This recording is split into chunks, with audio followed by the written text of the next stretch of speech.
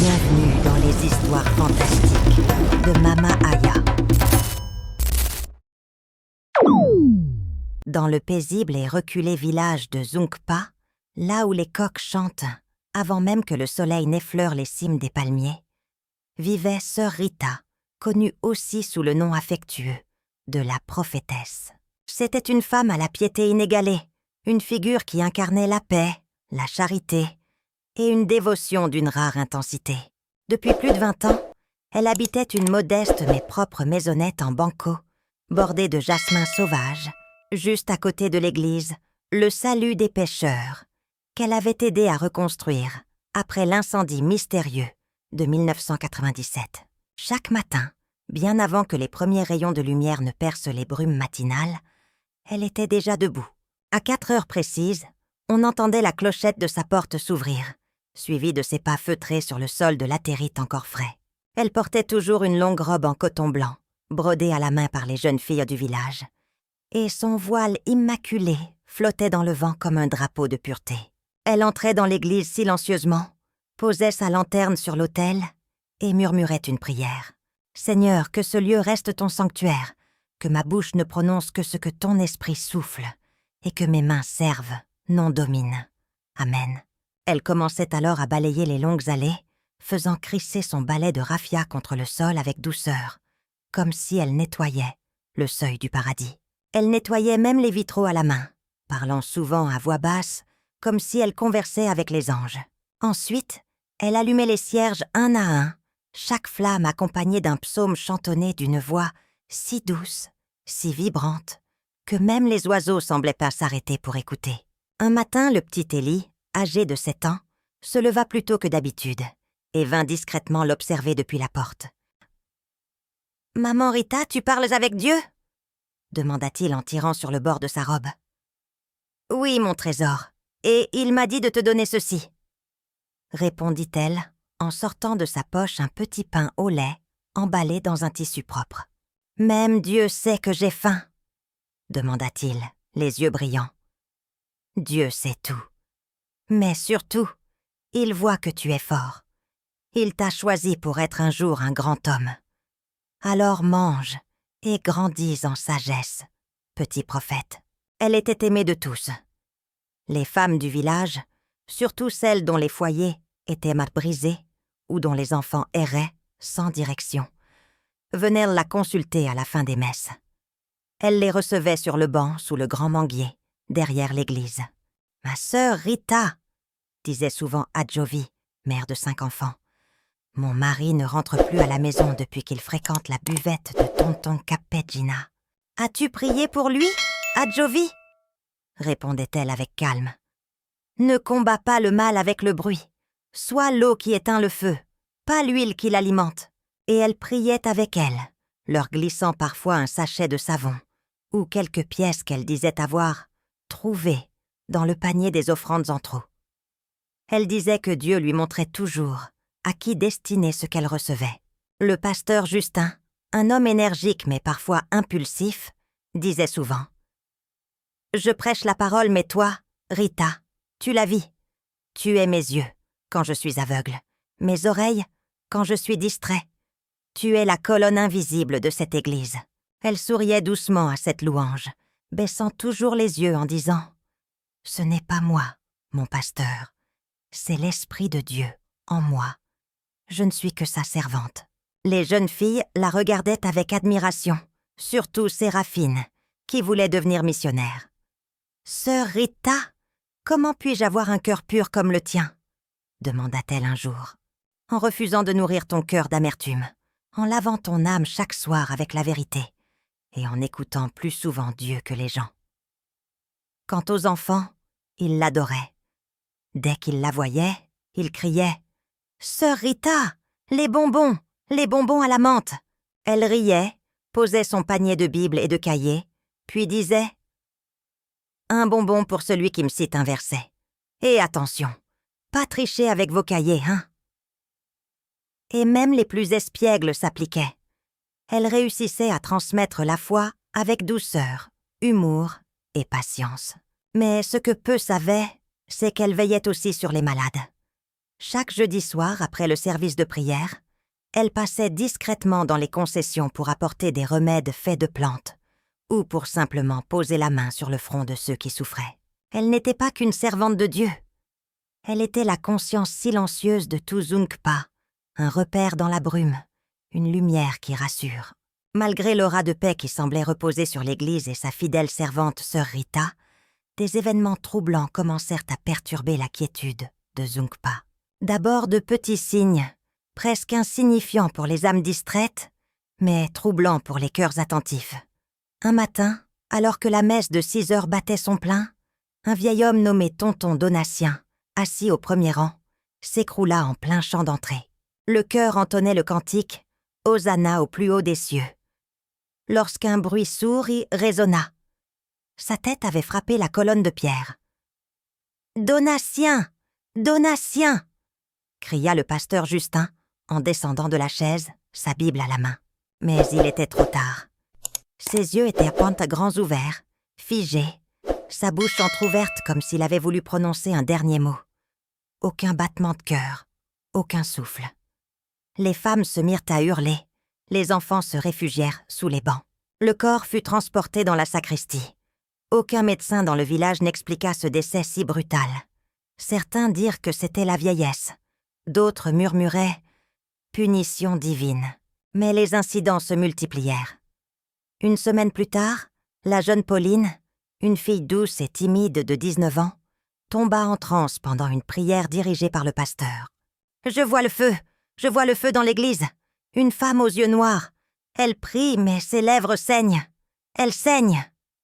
cria-t-elle en se roulant au sol, la voix déformée. Le pasteur, confus, tenta de calmer l'assemblée. Sœur Rita s'avança alors, posant la main sur le front de la jeune fille. Elle murmura des versets bibliques à voix basse, puis ordonna « Allez chercher de l'eau bénite, immédiatement !» La foule obéit. Après l'aspersion, Pauline retrouva ses esprits, en larmes, tremblante. « Je ne me souviens de rien », souffla-t-elle. Le dimanche suivant, ce fut encore pire. Pendant la lecture de l'Évangile, maman Victorine, une fidèle de longue date, se leva lentement, les yeux révulsés, et se mit à rire. Un rire glacial, inhumain. Elle traversa l'église comme une ombre et s'échappa dans la brousse voisine. On ne la retrouva que 3 jours plus tard, nue, couverte de boue, incapable de parler. Le village sombra dans la peur. Les habitants commencèrent à chuchoter après les messes, à s'interroger sur la pureté du sol sacré. Ce lieu n'est plus saint. Quelque chose habite l'église, je vous dis. Ce n'est pas normal. 3 fois, en 3 semaines. Le pasteur Justin convoqua alors une réunion extraordinaire, dans la salle de réunion. Il invita les anciens, les membres du chœur, les diacres, les jeunes leaders, et bien sûr la sœur Rita. Sœur Rita, assise à sa droite, prit la parole. « Mes frères et sœurs, l'heure est grave. Il y a dans ce village une force obscure, une présence que nous avons longtemps ignorée. Elle rôde dans notre église, se cache derrière les murs, s'installe dans les esprits fragiles. « Mais que devons-nous faire, sœur Rita ?» demanda une diaconesse, terrifiée. « Nous devons combattre, non avec la chair, mais avec l'esprit. J'ai reçu dans la prière une instruction divine. Organiser des veillées de délivrance. 3 nuits, 3 veilles, 3 feux. Le malin doit être exposé. » Le pasteur Justin acquiesça. « Amen. Nous suivrons cette vision. Dès vendredi, nous jeûnons tous. Et chaque nuit, à partir de minuit, nous tiendrons des veillées de combat spirituel, avec chant, prière, exorcisme. C'est ainsi que naquirent les veillées de la Flamme Sainte. La première nuit, l'église était pleine à craquer. Des flambeaux avaient été placés tout autour du bâtiment, des tambours posés devant l'autel. Sœur Rita, au centre dans une tunique rouge écarlate brodée d'or, tenait une grande croix de bois sculptée qu'elle avait soi-disant rapportée d'un pèlerinage. Son visage semblait transfiguré. Elle priait avec une force peu commune, ses yeux levés au ciel, ses bras tendus. Feu du Saint-Esprit, descend, consume toute présence ténébreuse. Les chants étaient puissants, presque guerriers. Les tambours résonnaient jusque dans les entrailles du sol. Des gens tombaient au sol, secoués de spasmes. D'autres pleuraient à genoux. « Il est là! Il sort de moi !» cria un jeune homme possédé, la voix rauque, les veines saillantes. Sœur Rita s'approcha de lui calmement, posa sa main sur son front et récita un psaume. En quelques instants, le jeune s'effondra, inconscient. Toute l'assemblée acclama. « Prophétesse! Femme de Dieu !» La deuxième nuit, un vent étrange se leva juste à minuit. Les cierges s'éteignirent un à un, comme si un souffle glacé traversait la nef. Pourtant, sœur Rita, imperturbable, entama un chant en langue inconnue, un chant hypnotique, ancien. Les plus âgés jurèrent tôt plus tard qu'ils avaient entendu des cris d'animaux dans les bois autour de l'église. Mais personne n'osa quitter les lieux. La troisième nuit, une grande urne en argile fut placée devant l'autel. Elle contenait de l'encens noir et des feuilles mystérieuses. Sœur Rita demanda que tous ceux qui soupçonnaient tôt la présence d'un mâle dans leur foyer viennent déposer une mèche de cheveux dans l'urne. Les fidèles s'exécutèrent. « Nous brûlerons ces liens dans le feu de la libération », déclara-t-elle. Quand l'urne fut jetée dans les flammes, une explosion de fumée envahit la salle, et plusieurs personnes s'évanouirent. Un chien se mit à hurler au loin. Le lendemain, tout le village parlait de miracle. « Ma fille ne fait plus de cauchemars. Mon mari est rentré à la maison. Je n'ai plus mal à la poitrine. » Mais dans les nuits suivantes, certains commencèrent à avoir des visions, des rêves étranges, des silhouettes de femmes en blanc dansant sous la lune, des rires étouffés derrière les arbres, et sans qu'on ne le sache encore, les racines du mal étaient plus proches qu'on ne le pensait. Une semaine s'était écoulée depuis la dernière veillée. Le village semblait apaisé, mais une tension silencieuse planait dans l'air, comme si quelque chose d'invisible pesait sur les toits. L'église avait repris ses activités normales, mais certains fidèles évitaient les bancsoants du fond. D'autres venaient prier, avec des colliers de chapelet, enroulés autour des poignets comme des boucliers. Parmi eux se trouvait Basile, un jeune homme discret, simple jardinier à la mission. Il avait participé aux veillées, mais sans enthousiasme, par respect pour sa mère malade, qui priait beaucoup pour lui. Ce soir-là, il avait été chargé par un diacre de récupérer des outils oubliés dans la cour arrière de l'église, près de l'ancien clocher que plus personne n'utilisait depuis des années. Le soleil venait de se coucher. Le ciel était rouge sang. Basile, tenant une lampe torche faiblissante, se dirigea vers le vieux hangar en fredonnant. Mais à peine avait-il contourné le bâtiment qu'il s'arrêta net. Une silhouette. Sœur Rita. Mais ce n'était pas la sœur Rita qu'il connaissait. Elle se tenait immobile au milieu du cercle de sable, dessiné à la craie, vêtue d'un long voile noir. Autour d'elle, des bougies noires allumées. Et au centre du cercle, une assiette contenant ce qui ressemblait à des cheveux, des cendres, et une petite poupée faite de tissu et de ficelles. Elle murmurait une langue que Basile ne comprenait pas, un chant grave, presque animal. Soudain, elle leva la tête, et ses yeux rencontrèrent ceux de Basile. Le souffle du jeune homme se coupa. Il lâcha sa lampe. Dans un réflexe de panique, il recula, trébucha sur un tronc sec, et partit en courant, sans jamais se retourner. Le lendemain matin, Basile ne se présenta pas à la messe, ni le surlendemain. Lorsque le pasteur et 2 anciens se rendirent à sa maison, ils le trouvèrent recroquevillé dans son lit, les yeux rouges, les lèvres sèches. « Il est malade !» souffla sa mère. Depuis qu'il est rentré ce soir-là, il ne parle plus. Il dit que des choses le regardent depuis les murs. Le pasteur tenta de le bénir, mais Basile se mit à trembler. « Elle m'a vu. Elle sait que j'ai vu. Elle vient la nuit. Elle ne frappe pas. Elle entre. » Ses paroles devinrent de plus en plus incohérentes. On fit venir un médecin, puis un marabout, puis une prophétesse d'un village voisin. Mais rien n'y fit. Une nuit, la mère de Basile se réveilla en entendant son fils rire tout seul.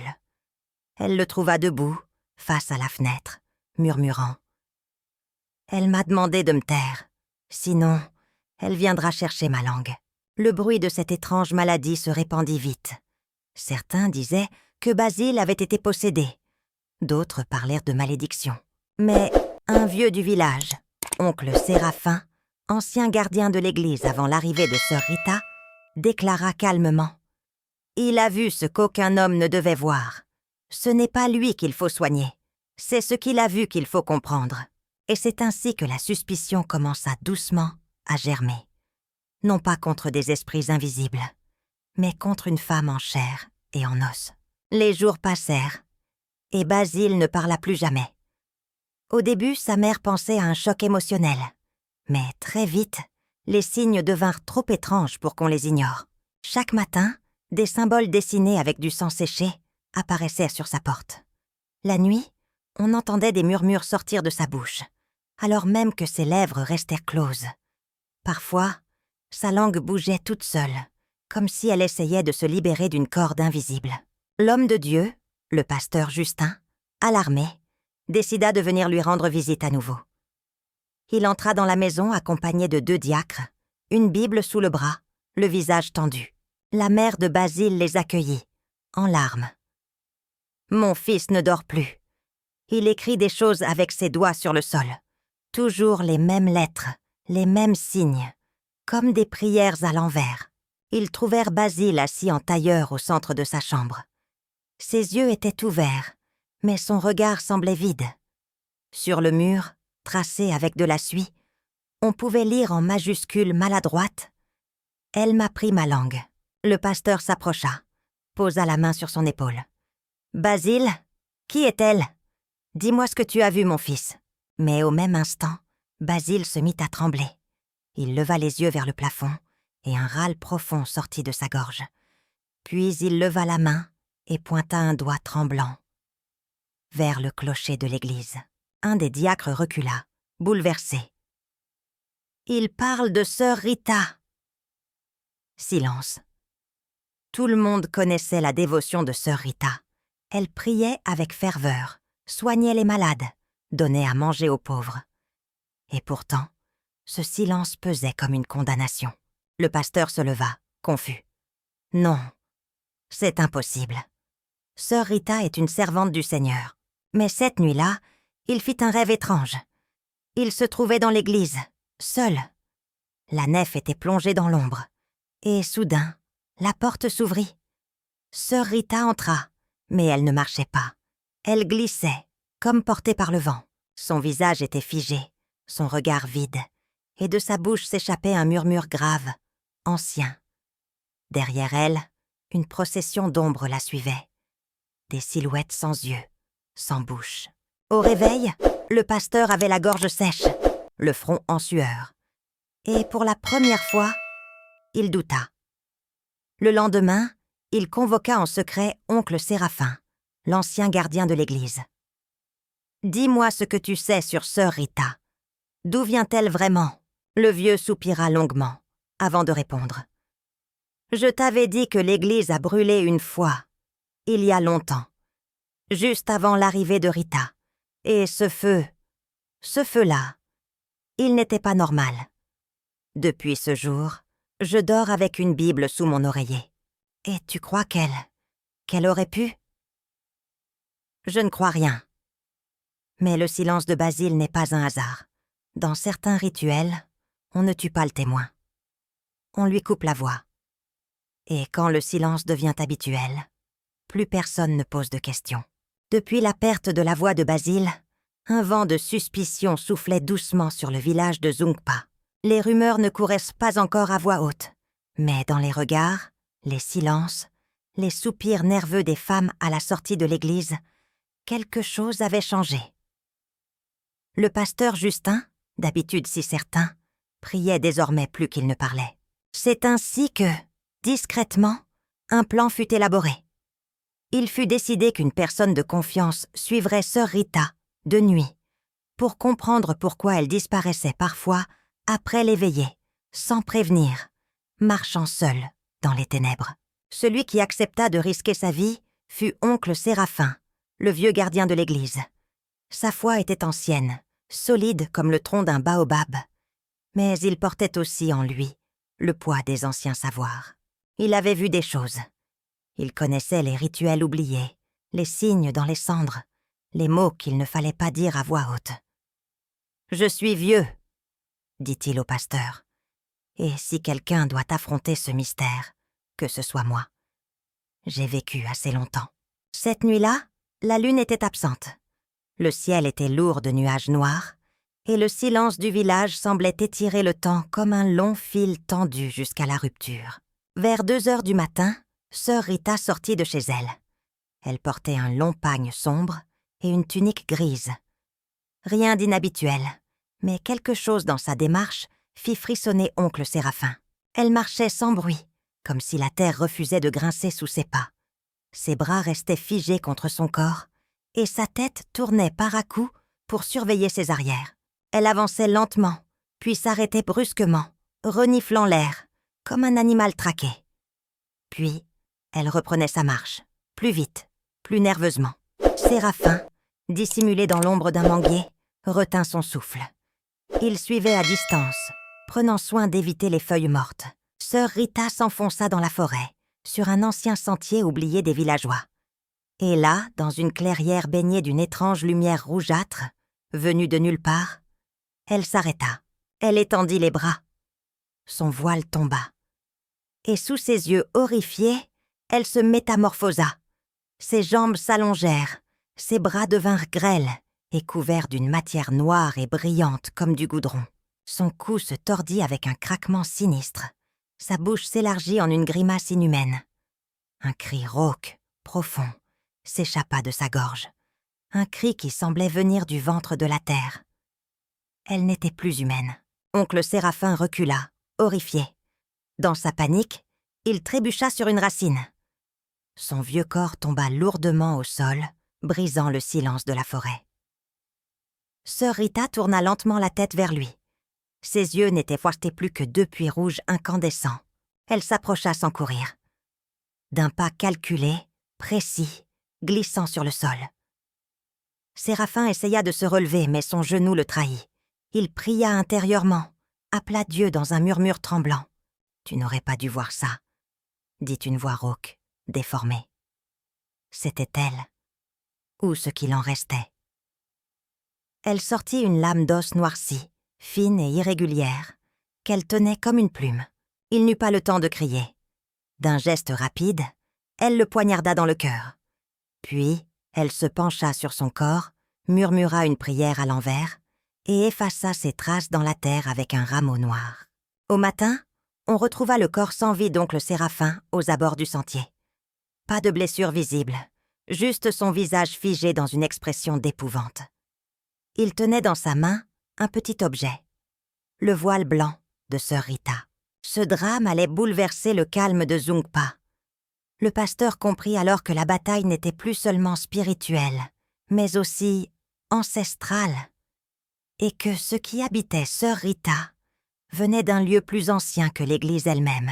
Les jours qui suivirent la mort inexplicable de l'oncle Séraphin furent lourds. L'air du village de Zungpa semblait saturé d'un malaise invisible. Le regard des femmes devenait fuyant. Les enfants ne couraient plus dans la cour de l'église, et le pasteur Justin priait en silence, les yeux toujours posés sur le siège vide qu'occupait autrefois Séraphin. Personne ne parlait, mais tous sentaient que quelque chose n'allait pas. C'est alors que le petit Élie, l'enfant vif et joyeux, tomba subitement malade. Il chauffait comme un charbon ardent. Sa mère, une femme pieuse nommée Ameline, accourut chez le pasteur, son fils dans les bras, le front trempé de sueur, les yeux révulsés. « Il ne parle plus, il ne bouge plus, il brûle, mon fils brûle !» sanglota-t-elle, les genoux au sol. On pria, on jeûna, on oignit son front d'huile. Les anciens récitèrent les psaumes, les femmes entonnèrent des cantiques. Mais rien ne changea. Le petit s'enfonçait lentement dans un silence étrange, comme s'il était emprisonné dans une autre réalité. Sœur Rita, fidèle à elle-même, était la première à poser sa main sur l'enfant, les yeux levés vers le ciel, murmurant des prières dans une langue que nul ne reconnaissait vraiment. Mais malgré toute cette apparente dévotion, le regard de certains changea. Trop de coïncidences, trop de morts, Trop de silence. Alors le pasteur Justin prit une décision. Nous devons découvrir la vérité. Si l'ennemi est au milieu de nous, alors nous devons l'amener à la lumière. Il convoqua une veillée spéciale, une nuit entière de prière à l'intérieur de l'église. Tous les fidèles de confiance furent invités, les femmes de prière, les anciens, les jeunes hommes forts. Chacun entra dans l'église avec détermination. Et à minuit, les lourdes portes en bois furent fermées à double tour. Sœur Rita, présente comme toujours, assise au premier rang, tourna lentement la tête vers le pasteur. « Pourquoi avez-vous fermé la porte ?» demanda-t-elle d'une voix calme, presque trop calme. « Nous resterons ensemble, toute la nuit, pour prier pour le salut du village, » répondit le pasteur. « Personne ne sortira. Ce soir, la vérité tombera. » L'atmosphère devint lourde. Quand l'horloge de l'église sonna les 12 coups de minuit, sœur Rita se leva brusquement. « Je dois sortir, » dit-elle. « Je dois aller chercher de l'eau bénite. L'enfant en a besoin. »« Non, ma sœur, » répondit une femme des cantiques. « Ce que nous avons ici suffira. »« Laissez-moi sortir !» gronda-t-elle soudainement, sa voix devenue plus grave. Et c'est à cet instant précis que tout bascula. Son corps se mit à trembler violemment. Son voile tomba au sol. Ses bras s'allongèrent. Son visage se déforma. Sa peau prit une teinte grisâtre. Ses yeux roulèrent dans leurs orbites, devenant entièrement blancs. Un cri bestial jaillit de sa gorge. Un cri inhumain qui fit trembler les murs de l'église. « Elle est en train de se métamorphoser !» cria un jeune homme en reculant. Les fidèles commencèrent à chanter, à prier, à haute voix, certains brandissant leur Bible, d'autres des croix. Les femmes entonnèrent des cantiques guerriers, tapant dans leurs mains, frappant du pied. Une véritable bataille spirituelle s'engagea. Sœur Rita, ou ce qu'elle était devenue, se tordait au sol, hurlant, griffant le bois, projetant des objets par une force invisible. Les cierges explosèrent les uns après les autres. Le vent tourbillonna à l'intérieur de l'église comme une tornade venue d'un autre monde. « Je l'ai fait pour le pouvoir !» hurla-t-elle d'une voix étranglée. « Je les ai sacrifiés pour rester jeunes. C'est moi qui ai volé leur voix, leurs âmes. Je suis la mère des ombres. » Mais le pasteur Justin se leva, la Bible en main, ferme, impassible malgré la tempête surnaturelle. « Tu n'es pas une mère. Tu es une usurpatrice, un démon travesti. » Écoute la parole de celui qui est au-dessus de tout esprit. Il m'a donné le pouvoir de marcher sur les serpents et les scorpions, et rien ne pourra me nuire. À chaque verset proclamé, le corps monstrueux de Rita se tordait davantage, comme brûlé par la lumière. Les fidèles criaient « Jésus, Jésus, Jésus !» en frappant le sol, en levant les bras. « Je suis la vérité et la vie !» proclamait le pasteur. « Je suis l'alpha et l'oméga !» criaient les femmes. Puis, dans un dernier spasme, Rita poussa un cri terrible, déchirant, avant de retomber au sol, inerte, son corps redevenu humain mais brisé, usé comme s'il avait vieilli de 100 ans. Un silence profond tomba sur l'église. L'air était froid. Le petit Élie, à l'arrière, ouvrit enfin les yeux et murmura « Elle est partie !» Le soleil mit du temps à se lever ce matin-là, comme si même les cieux hésitaient à illuminer les ruines morales et spirituelles de cette nuit d'affrontement. Dans l'église de Zungpa, les visages étaient cernés, les yeux rougis par les larmes, l'épuisement et la peur. Les bancs, les cierges renversés, les Bibles ouvertes et trempées de sueur. Tout témoignait de ce qui s'était joué là, entre ciel et abîme. Sœur Rita, toujours inconsciente, avait été attachée, non par haine, mais par crainte. On l'avait couchée à l'autel, là où elle-même s'était tenue pendant des années, proclamant des paroles qu'on pensait saintes. Sa chevelure, autrefois impeccable, était en désordre, ses lèvres fendillées et son souffle rauque. Elle n'avait plus rien d'une prophétesse. Le pasteur Justin prit une profonde inspiration. Il se leva au milieu des fidèles, sa voix fatiguée, mais ferme. « Le Seigneur a levé le voile. Il a révélé ce qui se cachait sous le manteau de sainteté. Mais avant de juger, nous devons comprendre, car parfois, ce sont les blessures de l'âme qui ouvrent les portes à l'ennemi. Les anciens organisèrent une assemblée spirituelle en plein air devant l'église. Les hommes portèrent des vêtements blancs, symbole de pureté, et les femmes s'étaient voilées de tissus sombres, en signe de deuil. Un silence religieux régnait dans tout le village. Basile aussi, il pouvait parler à nouveau, et le petit Élie était guéri. Il jouait à nouveau avec ses camarades, riant, comme s'il avait oublié tout ce qui s'était passé. Mais dans les regards des adultes, une question hantait les cœurs. Combien d'autres masques sont encore portés dans la maison de Dieu? À la 6e heure du jour, sœur Rita se réveilla. On l'amena devant l'assemblée. Ses yeux étaient différents, humains, mais marqués par la honte, le regret. Ou était-ce une ruse? Le doute planait encore. Le pasteur s'approcha d'elle. « Rita, toi qui as servi au pied de l'autel, reconnais-tu la source de ton pouvoir ?» Elle baissa les yeux, mais sa voix était audible. « J'étais jeune quand j'ai été initiée. Mon père m'a donné à une confrérie secrète, sous la promesse de richesse et de longévité. J'ai fui tout ça. Du moins je le croyais. Mais les esprits m'ont suivi jusqu'ici. Ils ont habité mes rêves, mes paroles, mes prières. Je n'ai jamais été libre. » Un murmure parcourut l'assemblée. « Pourquoi as-tu accepté d'être prophétesse ?» demanda une femme. « Parce que j'avais soif d'amour et de reconnaissance. Vous m'avez donné une place que je n'avais jamais eue. Alors, j'ai fait semblant au début. Puis les visions sont revenues. Je ne pouvais plus contrôler ce qui me possédait. Elle tomba à genoux, les bras tendus. J'ai tué, j'ai menti, j'ai volé l'Esprit de Dieu. Pardonnez-moi, s'il vous plaît. Ne me laissez pas retourner dans les ténèbres. » Un long silence suivit. Les femmes pleuraient. Certains hommes se détournaient. Mais le pasteur, les mains jointes, leva les yeux vers le ciel. La justice de Dieu est réelle, mais sa miséricorde est infinie pour ceux qui confessent avec sincérité. Nous ne sommes pas des juges, mais des intercesseurs. Il posa sa main sur la tête de sœur Rita. Un vent léger se leva dans le village. Et tous les fidèles levèrent les mains pour prier ensemble, non pas contre elle, mais pour sa délivrance. Les jours suivants, l'église fut purifiée. Les murs furent nettoyés à l'eau parfumée de feuilles sacrées. Les objets furent réoindus. Un jeûne communautaire fut proclamé. 3 jours de prière et de silence. Sœur Rita fut envoyée dans un monastère éloigné, dirigé par des femmes consacrées à la délivrance spirituelle. Son sort était désormais entre les mains de Dieu. Le village, quant à lui, retrouva la paix.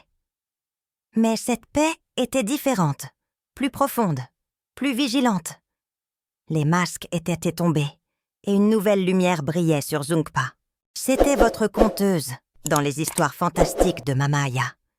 Si vous avez aimé cette histoire, pensez à vous abonner et à laisser un commentaire chaleureux pour m'encourager.